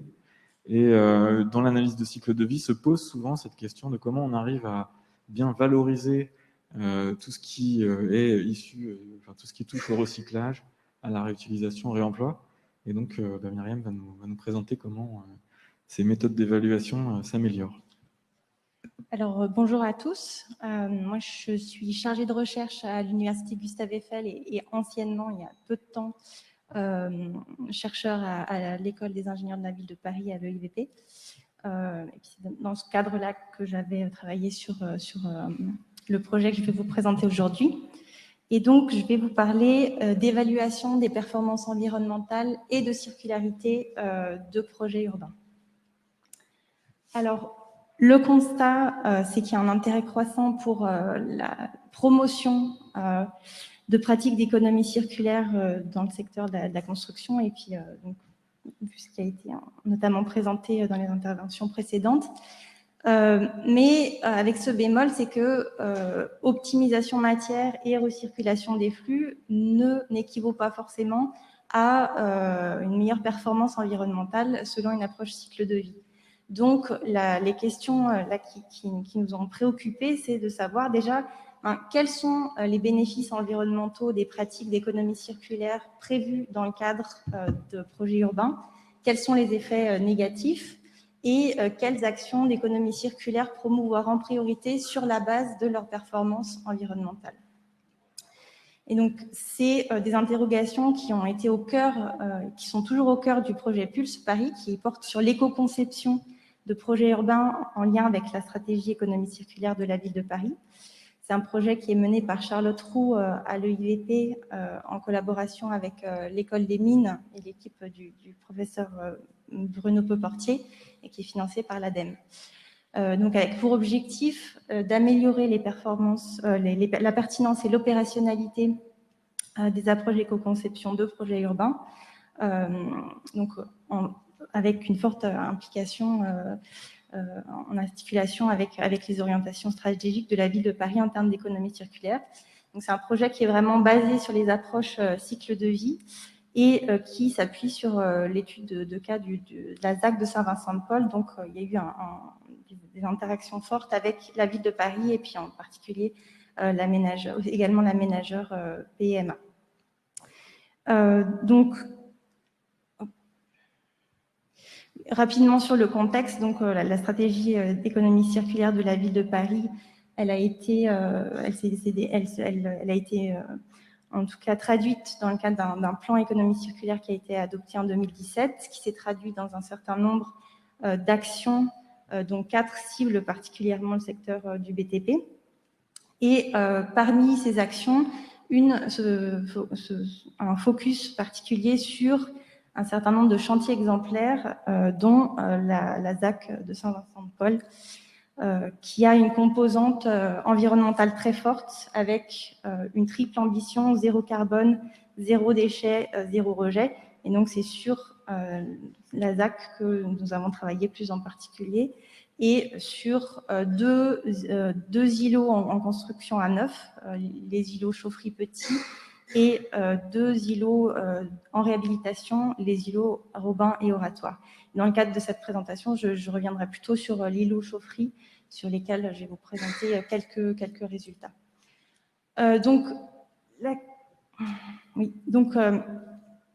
La question qui se posait pour nous, c'était comment évaluer un projet urbain dans sa composante économie circulaire et dans sa composante analyse de cycle de vie. Et le parti pris, ça a été de considérer le projet et de considérer séparément les performances de circularité matière et les performances environnementales sur le cycle de vie.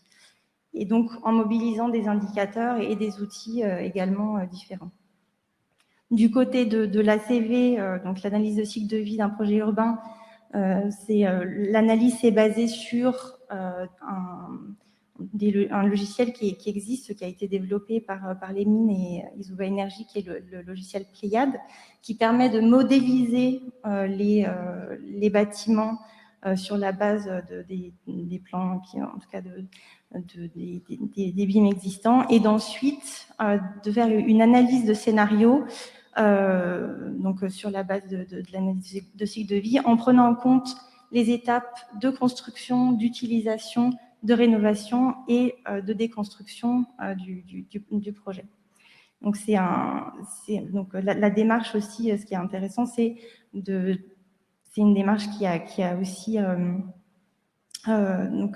mobilisé l'approche multicritère de l'ACV, c'est-à-dire pas uniquement un focus sur l'impact carbone, mais aussi la mobilisation d'autres impacts qui ont été représentés par 11 indicateurs. Sur la partie évaluation de la circularité, il y a tout un travail qui a été fait de définition et de modification des indicateurs existants, et notamment il y a un travail qui a été fait sur le Material Circularity Index, le MCI, qui est développé par la Fondation MacArthur, et qui notamment est intéressant parce que c'est un indicateur qui permet de quantifier l'effort de valorisation qui est fait en phase de construction et également en phase de déconstruction, donc qui donne une indication de valorisation matière en entrée et puis en sortie de système. Et donc cet indicateur a été modifié notamment pour prendre en compte certaines spécificités, notamment les matériaux biosourcés qui ne sont pas pris en considération dans l'indicateur originel. Et donc l'approche qui a été adoptée, c'est de combiner ces indicateurs ACV et de circularité pour pouvoir évaluer le projet urbain. Donc on s'est basé sur les projets au stade pré-esquisse des lauréats pour les différents îlots, et avec la définition de scénarios différenciés pour, en tout cas, des scénarios d'économie circulaire différenciés, avec un premier scénario linéaire, c'est-à-dire considérant qu'il n'y avait aucune valorisation ni en phase de construction ni en phase de déconstruction. Et ensuite, trois autres scénarios. Le premier, donc le scénario 2, qui correspondait en fait à ce qui était prévu dans le cadre du projet de ZAC, donc qui a été validé avec l'aménageur et puis la MO réemploi de Saint-Vincent-de-Paul, et deux autres projets où, pour le coup, les pratiques d'économie circulaire étaient poussées davantage. Le scénario 3, notamment sur la partie d'incorporation de matériaux secondaires au niveau de la construction, et scénario 4, qui en plus vraiment poussait un maximum sur la valorisation, le réemploi ou le recyclage au moment de la déconstruction. Et donc, pour vous donner une indication du type de résultat qu'on a pu avoir, donc vous avez à gauche les performances de circularité pour le lot Chauffric, qui est un îlot construit à neuf, donc avec notamment le MCI modifié qui augmente avec le type, en tout cas avec les efforts de valorisation qui sont faites. Pardon, oui, les efforts de valorisation qui sont faits. Et à droite, les scores d'impact sur le cycle de vie pour les différents scénarios et en considérant différentes catégories d'impact. La première étant l'effet de serre et donc deuxième, l'acidification. On a encore des impacts de type déchets produits ou épuisement des ressources qui sont en fait les catégories qui nous intéressent le plus. Et ce que l'on remarque, un des premiers résultats qui est intéressant de constater, c'est qu'en fait, les pratiques de réemploi, elles n'ont pas d'effet négatif en termes d'émissions de gaz à effet de serre et d'effets sur le changement climatique, mais par contre, les efforts relativement conséquents en matière d'économie circulaire, finalement, elles ont une réduction très faible sur le changement, sur l'effet de serre, en fait. Ça, c'est un premier résultat. Ce qui apparaît également, et ce qui n'est pas étonnant, c'est qu'en termes de déchets produits, on a une réduction qui est très forte, et aussi une réduction d'impact qui est plus importante aussi sur des catégories de type épuisement des ressources, et aussi, dans le cadre de cet îlot, des réductions d'impact sur les dommages à la biodiversité. Alors, si on regarde un petit peu plus en détail, et notamment sur les questions d'effet de serre, et pourquoi est-ce que ces pratiques ont aussi peu d'effet sur le changement climatique, ce qu'on remarque, c'est que lorsqu'on regarde les impacts environnementaux selon les étapes du cycle de vie du projet, eh bien, une grande partie de l'impact, elle a lieu pendant la phase d'utilisation. Donc, les efforts en termes d'économie circulaire qui sont faits pendant la phase de construction et de déconstruction, eh bien, finalement, ne vont pas avoir, ça ne constitue pas un levier pour l'amélioration des performances, en tout cas sur les questions de changement climatique. Après, ce qu'on observe, c'est que les étapes de construction et de déconstruction ont une contribution beaucoup plus significative sur d'autres catégories d'impact, comme par exemple l'épuisement des ressources, ce qui fait que là, il y a des possibilités d'amélioration. Et un autre élément qui apparaît, c'est que quand on regarde les quantités de déchets qui sont générés sur tout le cycle de vie du projet, eh bien, en fait, on se retrouve avec des quantités du même ordre de grandeur en phase de déconstruction et pendant l'utilisation. Ce qui fait qu'en termes d'éco-conception, il y a aussi des choses qui sont intéressantes de ce point de vue-là. Une autre chose qui nous avait intéressé au niveau de cette comparaison entre performance de circularité et performance environnementale sur le cycle de vie, c'était de voir si on fixe une performance de circularité et que l'on décline différents scénarios en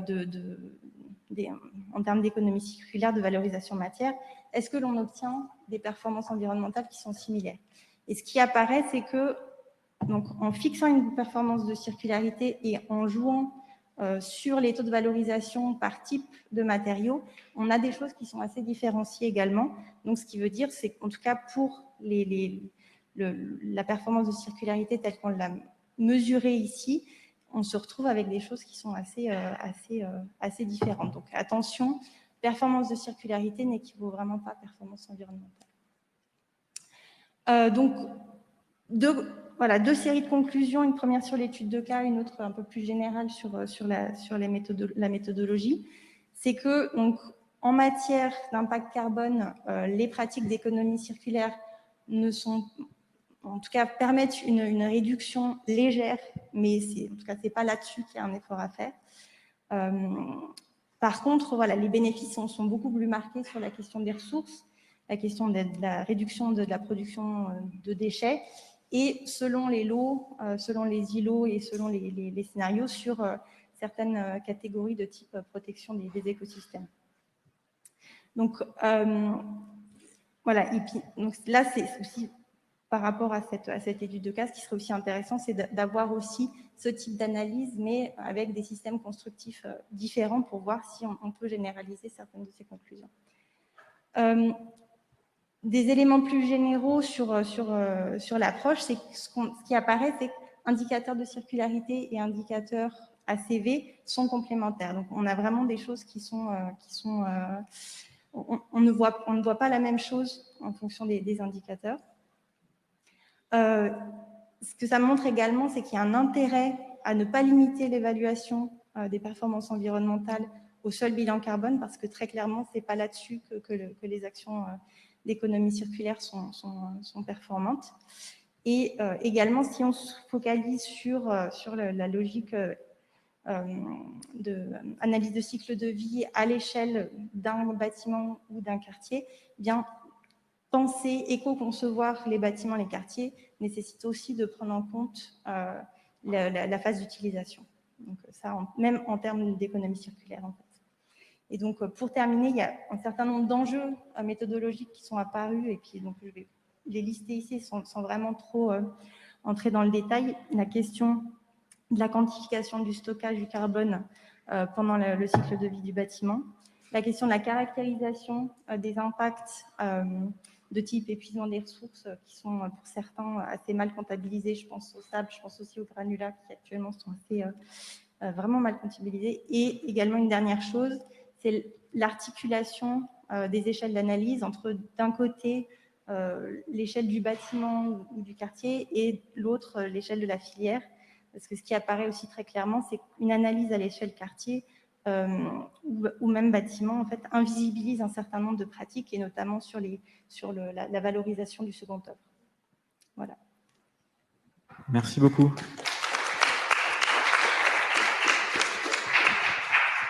Donc, comme tout à l'heure, on prend à la fois les questions de la salle et les questions d'Internet.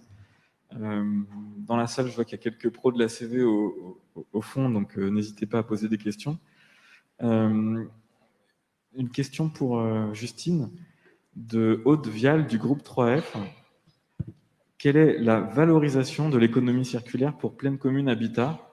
Entre autres questions, quel est le surcoût de construction identifié en raison de ces nouvelles pratiques d'économie circulaire, s'il y a un surcoût?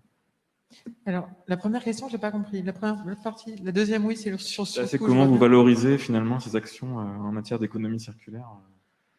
Combien ça coûte, quoi, finalement? Ah oui, d'accord. Combien ça coûte le modèle économique en démol? Alors, des retours d'expérience que j'ai aujourd'hui, mais on n'en a pas suffisamment en fait pour avoir des généralités. Sur la partie démol et des constructions, avec un bon tri des déchets, une bonne valorisation, et encore une fois, j'insiste, en voyant bien l'aspect réemploi, réutilisation, recyclage, on arrive à équilibrer les opérations, on n'a pas de surcoût, voire on a un gain. En partie construction neuve, mais ça dépend. Typiquement, sur les espaces publics, les acteurs TP, au début, ils n'ont pas forcément fait ça pour la beauté de la cause. Hein. C'est parce que quand vous réemployez sur place, quand vous valorisez, etc., c'est de l'économie directe. Donc sur les espaces publics, c'est un autre sujet. Sur la partie construction neuve, aujourd'hui, comme les filières n'existent pas ou peu encore, qu'on a peu de... Voilà, on a encore des surcoûts à l'ingénierie, on a des investissements sur les aspects juridiques, etc., etc. Il peut y avoir un surcoût sur la construction, mais encore une fois, qui va se lisser avec le temps. Mais voilà, quand on parle construction neuve aujourd'hui, je ne garantis pas que ce sera à coût zéro. Après, quand il y a un surcoût, nous, sur 50 millions d'euros, ça va être 50 000 et 100 000 euros max. Hein. C'est pas non plus, donc pour un gros projet, c'est pas infaisable. En gros, il n'y a pas de surcoût. Ça dépend complètement. Ça dépend vraiment des opérations. Ça dépend aussi de la valeur. C'est-à-dire que entre un bâtiment pourri qui a été squatté, qui est voilà, bah là oui, il va y avoir du surcoût parce que vous allez rien valoriser, vous allez juste bien trier mais pas valoriser. Il y a encore, je dis ça, mais la mairie de Paris a un retour d'expérience hyper intéressant sur un bâtiment hyper dégradé. Max Dormois, ils ont réussi à faire des économies en bien triant, en valorisant au maximum. Donc comme quoi, ça dépend même. Là où vous avez des bâtiments hyper qualitatifs, forcément, vous allez beaucoup revendre de choses. Le bilan est positif. Mais ça dépend complètement. C'est vraiment propre à chaque projet. C'est propre à ce que vous privilégiez en termes de filière, etc. Et j'avais une question aussi. Vous parlez en fait de quelque part, vous êtes sur une démarche d'économie locale, de favoriser le local avec votre démarche d'économie circulaire.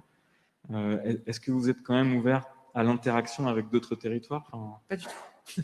Oui, bien sûr. Si Héloïse trouve une belle moquette rouge chez vous qui plaît à quelqu'un à Marne-la-Vallée, c'est possible? Je vais vous parler de l'exemple de la plateforme de réemploi-réutilisation. On accompagne l'association Réavi qui va implanter la première plateforme de réemploi-réutilisation sur le territoire de Plaine-Caux, donc à la Courneuve prochainement. Typiquement, en termes d'approvisionnement de la plateforme, vu qu'on n'a que 1500 mètres carrés, il va falloir qu'on réfléchisse à avoir un réseau de plateformes en Ile-de-France.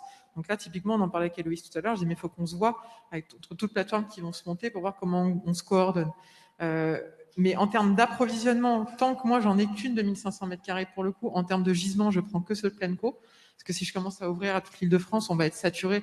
Et du coup, moi, quand je vais avoir un gros chantier de démol, je pourrais rien accueillir. Par contre, en termes d'exutoire, là, on revend au-delà de Plaine Commune parce qu'il faut être opportuniste. Le temps de stockage, c'est de l'argent, pour le coup.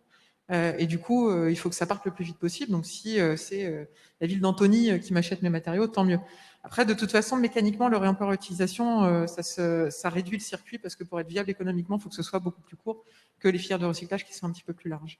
Mais oui, on travaille très bien avec la mairie de Paris, avec Est Ensemble, oui. Ah, une question dans la salle. Bonjour à tous. Anne de Bortoli, Eurovia, je suis ingénieure, technique environnement. Merci Myriam pour cette présentation qui m'évoque deux questions qui nous occupent aujourd'hui chez Eurovia. Alors, c'est intéressant de savoir que les questions d'économie circulaire et l'indicateur de circularité des matériaux est complémentaire de l'ACV. Du coup, est-ce que tu pourrais nous en dire un peu plus sur l'indicateur MCI? Et deuxième point, nous, on se pose des questions du point de vue méthodologique sur comment tenir compte du module D de la norme 15804 et par exemple, quand on veut calculer l'impact environnemental de matériaux issus qui seraient normalement traités en tant que déchets et qui sont finalement retraités pour être renvoyés justement dans les filières de construction. Donc ça peut être le béton concassé et par exemple l'analyse de cycle de vie faite sur les granulats recyclés de l'UNPG ne tient pas compte de ce module D. Donc, comment on pourrait en tenir compte? Est-ce que la base EcoInvent a déjà des processus de fin de vie qu'on peut réutiliser pour justement tenir compte de cet impact qui n'a pas lieu parce qu'on n'a pas à retraiter, à mettre ce béton en décharge?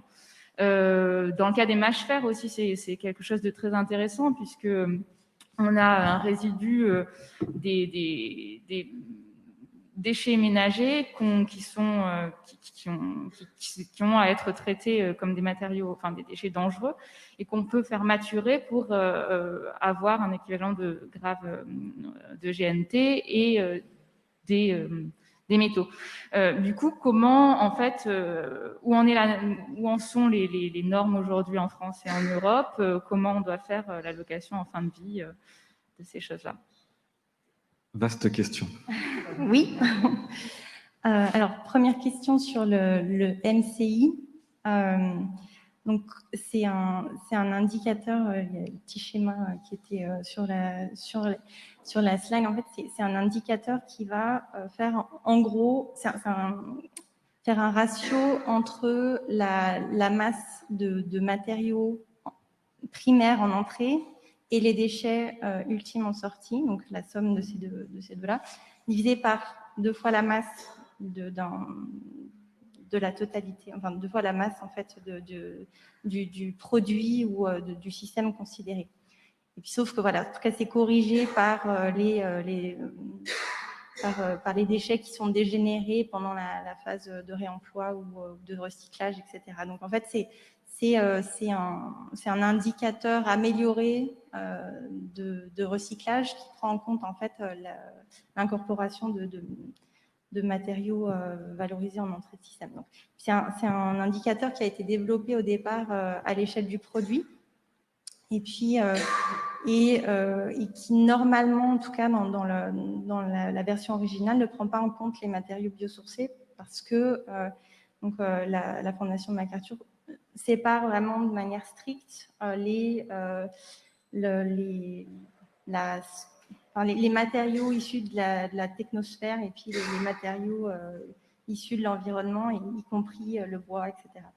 Donc, nous, ce qu'on a fait, c'est qu'on a modifié juste cette partie pour intégrer les matériaux biosourcés. Et puis, au lieu de travailler à l'échelle produit, on a travaillé à l'échelle bâtiment et îlot.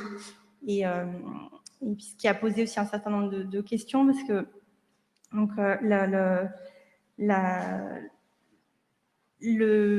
donc en fait, on a un indicateur qui agrège différents sous-indicateurs par type de matériaux. Et actuellement, on a une pondération entre différents types de matériaux qui est une pondération massique, ce qui fait que en fait, c'est les matériaux pondéreux qui ressortent, le béton, la brique, etc. Donc, il y a aussi probablement aussi des améliorations à apporter là-dessus.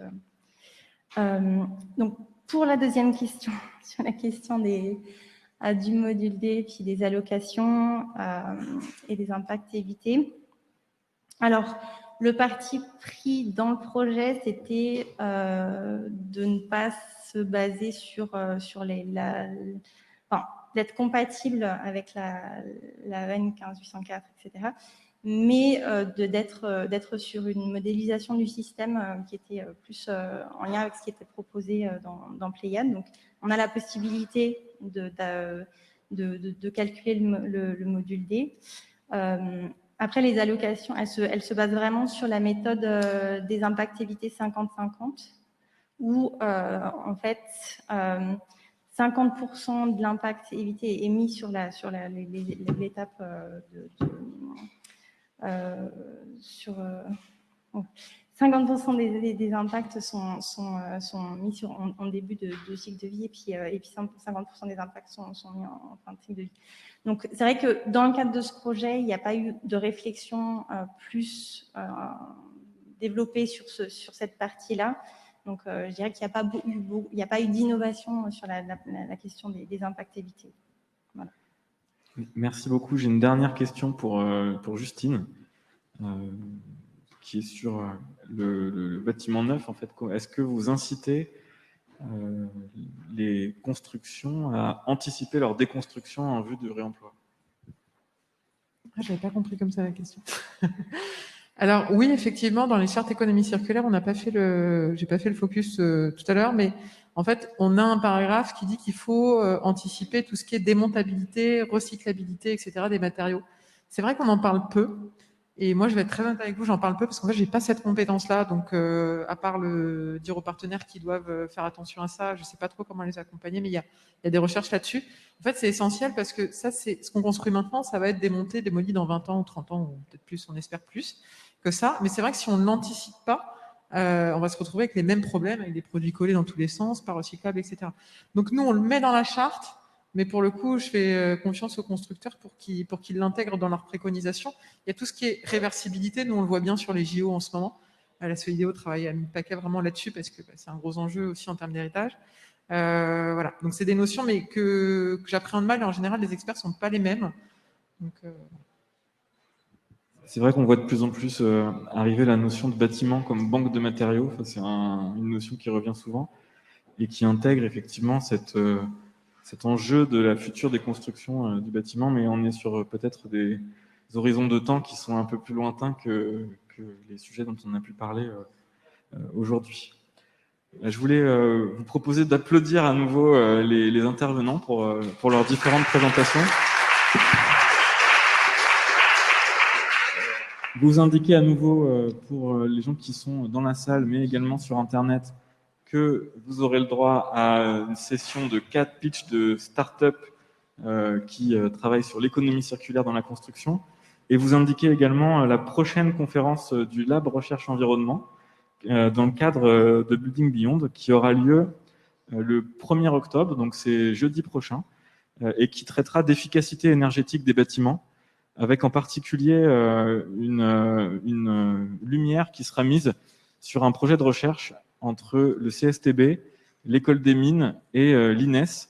C'est un projet de recherche qui vise à travailler sur la caractérisation de la performance thermique des enveloppes. En d'autres termes, travailler sur la nouvelle étiquette énergie, en tout cas une étiquette énergie qui soit beaucoup plus fiable que celle qui se pratique actuellement dans les différents projets. Donc c'est un sujet qui est assez pointu, mais qui est assez passionnant et qui nous sera présenté par Bruno Peuportier, par le CSTB et par l'INES. Et on aura également en introduction une présentation de Émeric Tissandier, qui travaille chez Vinci Énergie et qui est le patron de la marque Building Solutions. Donc lui, il nous dressera un état des lieux de ce qu'il rencontre dans ses projets.